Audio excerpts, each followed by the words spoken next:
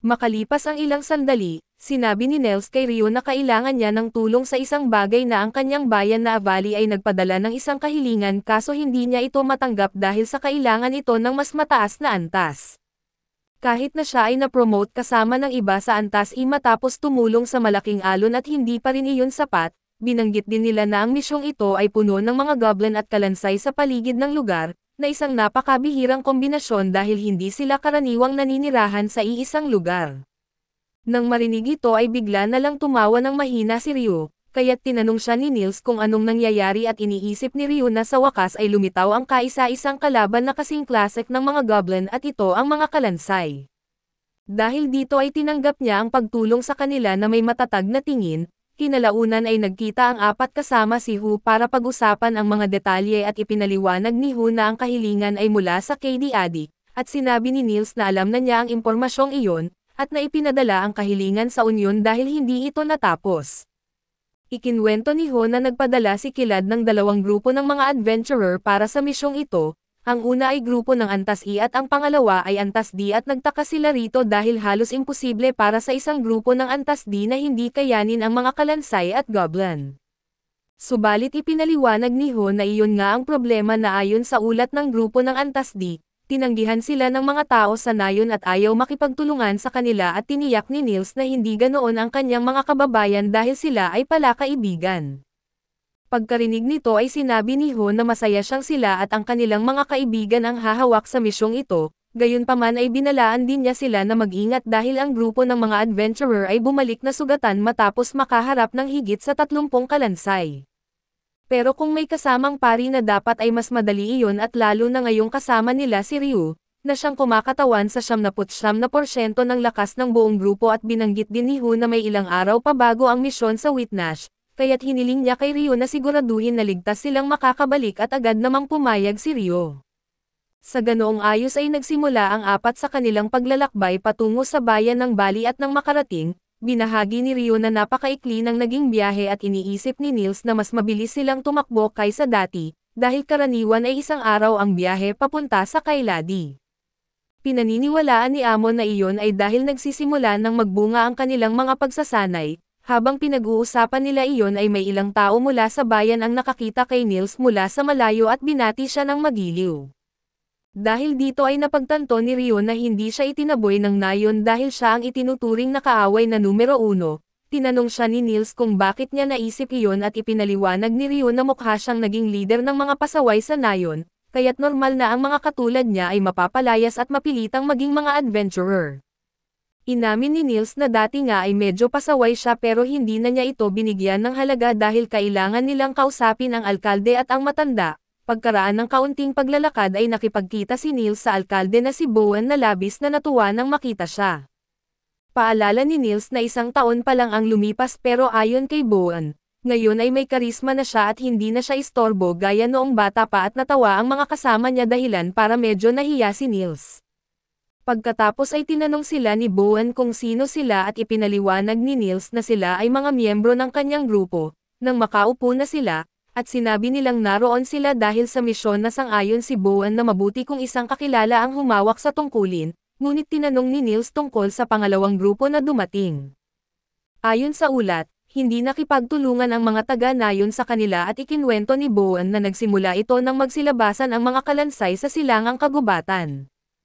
Ang mga goblin naman ay unang nakita sa kagubatan sa timog kaya't doon sila humiling ng tulong para mapaalis ang mga ito, ngunit ang unang grupo ay lumaban sa lugar na hindi dapat at sa hula ni Nils ay pumasok sila sa kailaliman ng silangang kagubatan, at kinumpirma iyon ni Bowen na doon sila nagpaulan ng dugo. Dahil dito nang dumating ang pangalawang grupo ay nagalit ang ilang taga-nayon at gusto silang palayasin at dahil nakataya ang buhay nila, hindi nila nagustuhan na sinasabihan sila kung saan lang dapat lumaban. Gayunpaman ayon kay Bowen sa nayon nila ay ilang henerasyon nang iniiwasan ang lugar na iyon, kaya't para sa kanila ay normal lang kung hindi naging magiliw ang pagtanggap matapos madungisan ang lugar ng dugo. Ipinaliwanag niya na isa itong lokal na paniniwala na may kinalaman sa mga lihim ng nayon at hindi niya pwedeng ibahagi pa ng walang pahintulot ng matanda at ng konseho. Kinagabihan ay nagkita ang mga bata sa mga kapatid ni Nils at ikinwento ng panganay na si Naloy na noong mag-18 siya, umalis si Niels mula sa kanilang tahanan para maging adventurer at wala raw kasing hilig si Niels sa pagiging magsasaka at matagal na niyang nais na umalis pagtanda niya. Subalit nang mamatay ang kanilang mga magulang ay nanatili siya upang alagaan ang kanyang mga kapatid. Sabi nila bagay na bagay iyon kay Niels at dahil sa kabila ng itsura niya ay mayroon siyang mabuting puso at natutuwa si Naloy na mayroon siyang mabubuting kaibigan, naniniwala siyang walang balakid na siya ang hahawak sa misyong ito. Sa kabilang banda ang huling grupo ng adventurer ay binaliwala ang tradisyon ng nayon at dumiretso sa kagubatan, bagay na hindi na ikinagulat ng marami at dumating si Niels at ibinalita na pinayagan sila ng konseho na isagawa ang misyon.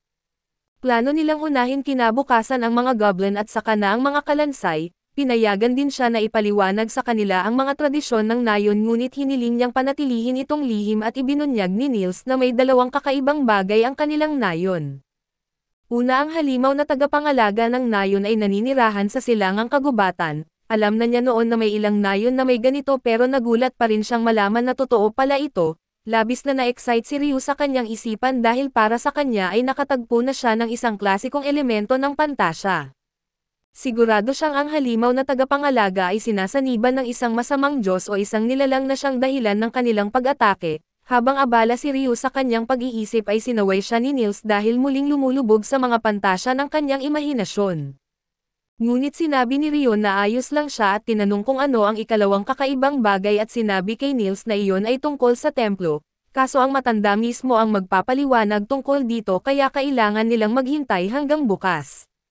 Kinabukasan ay dinala sila ni Bao sa lugar kung saan nakita ang mga goblin. Ikinwento niya na dati ay dito madalas maglaro ang mga bata pero ngayon ay hindi na maaari dahil sa panganib at napansin ni Amon ang ilang bakas ng goblin. At matapos itong suriin inisip nilang may malapit na pugad o tirahan ang mga ito. Biglang nakatuon si Ryu sa isang direksyon at sinabi niyang may papalapit na mga 10 goblin at darating ang mga ito sa loob ng 10 minuto. Nagulat si Niels pero nanatiling kalmado at inutusan ang grupo na patayin ang lahat maliban sa isa. Inisip ni Ryu na ang plano ay sundan ang natira para matunten ang pugad ng goblin at iyon nga ang ginawa nila. Nang handa na ang kanilang grupo ay sinalubong ni Ryu ang mga goblin gamit ang kanyang mahika ng tubig, na agad nagpalamig at nagpalamig sa bawat isa na tamaan nito at pinatay ng mga kasama ang mga na-freeze na goblin at nang isa na lang ang natira, pinaalis nila ito upang sundan. Sa loob lamang ng ilang minuto ay natunton nila ang kuweba ng mga goblin at walang sinayang na oras si Ryu at nilinis agad ang mga nasa bungad ng kuweba upang mabigyan ng pagkakataon ang iba na tapusin ang laban. Kaso pagkatapos noon ay naramdaman nilang may mabibigat na aura na papalapit mula sa loob ng kuweba.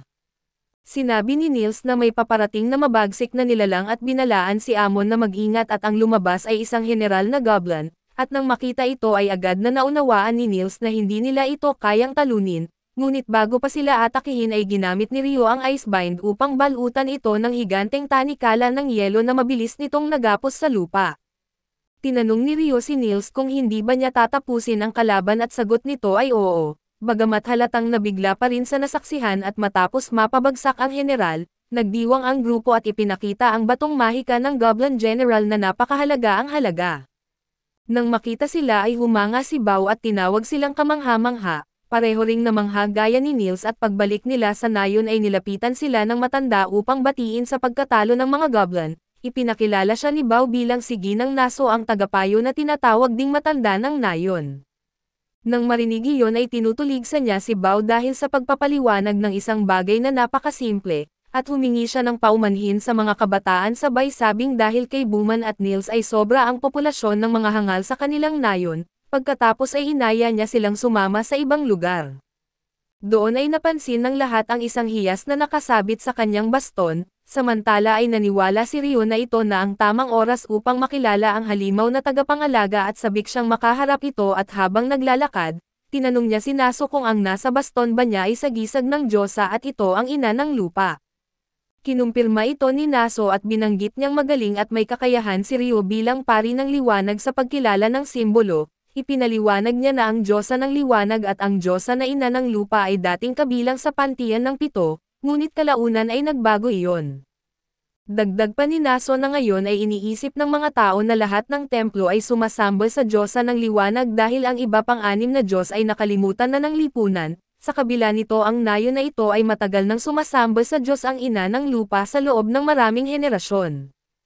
Pagkarinig nito ay tinanong ni Ryo si Naso kung hindi ba siya pwedeng gumamit ng mahika ng paggaling mula sa liwanag. Sagot niya ay maaari siyang gumamit ng mahika ng paggaling ngunit iba ito sa ginagamit sa mga templo ng liwanag. Ipinaliwanag niya na hindi sila gumagamit ng mga chant dahil hindi nila ito kailangan.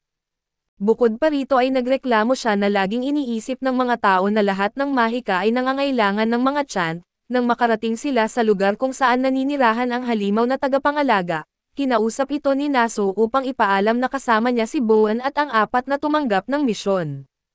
Labis ang exciting ni Ryo at umaasang magkakaroon siya ng isang nakaka-excite na labanan. Ilang sandali lang ay lumabas mula sa kuweba ang isang dambuhalang halimaw na nagpasalamat sa kanilang pagdating. Nakilala agad nila ang halimaw bilang isang Fenrir. Subalit nadismaya si Ryo dahil hindi ito sinapian o isinumpa na nangangahulugang hindi niya makukuha ang inaasam niyang laban at habang masusing nakatingin, nakilala ng halimaw na tagapangalaga sina Nils at Amon bilang mga espadachim at si Ryo bilang isang pari ng liwanag. Ngunit nang tumingin ito kay Ryo ay bigla itong nagpakilala bilang si Nokisin na isang bagay na labis na ikinagulat ni Naso at Boan. Dahil hindi pa kailanman ipinakilala ng tagapangalaga ang sarili nito noon at ipinaliwanag ni Nokisin na mahirap mabigkas ng mga tao ang kanyang pangalan, kaya't hindi na niya ito binabanggit. Gayunman sa pagkakataong ito ay magiging bastos kung hindi niya ipakikilala ang sarili sa isang mago ng tubig gaya ni Ryo. Ikinwento rin niya na isa siyang kaanak ng mga nilalang na maladuwende at para sa isang katulad niya, kaaya-aya ang presensya ni Ryo. Naalala ni Ryo na minsang sinabi ni Sarah ang katulad nito na likas siyang kinalulugdan ng hari ng mga diwata, kaya't nag-isip siya kung mayroon siyang katangiang pisikal na ikinagugustuhan ng mga ito at gayunpaman, nagpasalamat siya kay Nokisin sa kanyang mga salita. Pagbalik sa paksa ay ipinaliwanag ni Nokisin na may humigit kumulang 30 kalaban sa labas ng templo at sa loob ay may mas makapangyarihang nilalang na siya mismo ang pumipigil. Subalit hindi sapat ang kapangyarihan ng templo upang ito'y tuluyang ikulong, kaya kapag natalo na nila ang 30 napakakawalan niya ito. Pagdating nila sa lugar ay ginamit ni Ryo ang kanyang mahika ng paglilinis upang patayin ang napakaraming kalansay at pagkatapos ng labanan, binuksan nila ang pinto ng templo at lumitaw ang huling kalaban isang higanteng arc skeleton.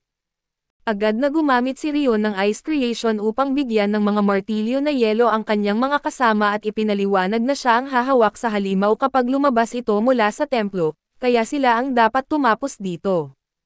Bago magsimula ay nagpadala muna si Ryo ng isang hudyat sa halimaw na tagapangalaga ng isang kumikislap na kometa na nagliwanag sa kalangitan. Pagkakawala kay Nokisin ng halimaw, ginamit ni Ryo ang mahika ng yelo upang palamigan ang lupa dahilan para madulas ang kalaban. Doon sinamantala ng mga kabataan ang pagkakataon upang hampasin ito gamit ang mga martilyo. Kahit na muling tumayo ang arc skeleton ay nadapa ulit ito at muling pinaghahampas at ipinagyabang ni Ryo na wala itong kawala sa kanyang mahika, habang si Nils ang nagbigay ng huling suntok kinargat mismo ang leeg ng kalansay.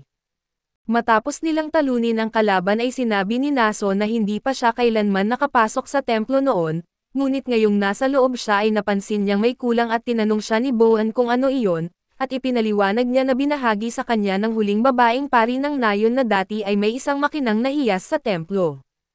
Isang araw ito ay nagdilim at kumupas at kalaunan ay sumabog, kung isa sa alang-alang ang sinabi ng halimaw na tagapangalaga ay tila nakatanggap ang kuwebang ito ng daloy ng kapangyarihan na mula sa ibang lugar na marahil ay mula mismo sa templo.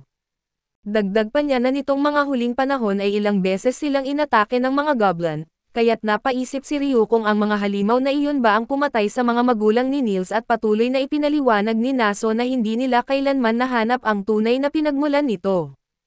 Ngunit natagpuan nila ang kuwebang ito kaya't iniisip niya kung ang kapangyarihang natatanggap ng templo ay siya ring lumilikha ng mga goblin. Pagkatapos noon ay gumawa siya ng isang selyo upang tuluyang isara ang kuweba, upang hindi na muling maimpluwensyahan ng templo ang lugar na iyon. Sa pagtatapos ng misyon ay nagpaalam na ang mga kabataan upang makabalik at sa kanilang pagtigil para magpahinga. Sinabi ni Nils na halos 300 araw na mula nang sila'y nagparehistro bilang mga adventurer, na ibig sabihin ay hindi na sila pwedeng manatili sa kanilang tirahan. Dahil dito ay ikinwento niya kina Ryo at Amon na kapag lumipat sila ni Eto balak nilang bumili o magrente ng bahay, kaya tinanong niya kung gusto ba ng dalawa na sumama sa kanila para magsama-sama silang manirahan. Masayang tinanggap ni Amon ang imbitasyon at samantalang si Ryo ay humiling ng oras para makapag-isip muna, dahil may mga bagay pa siyang gustong linawin sa sarili, samantala ay ipinakiusap ni Ho kay Belle na siya na ang pumunta sa pista ng bukas na daungan sa Whitnash bilang kapalit niya.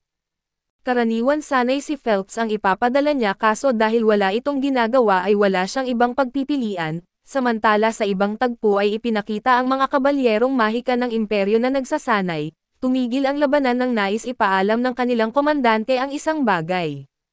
Sinabi niya na ayon sa utos ng kagalang-galang na prinsipe siya at ang kanyang tenyente ay pupunta kinabukasan sa Whitnash sa kaharian ng Knightley at mawawala sila ng 2 buwan. Pag-alis nila ay binanggit niya sa tenyente na naging mabait siya ngayong araw.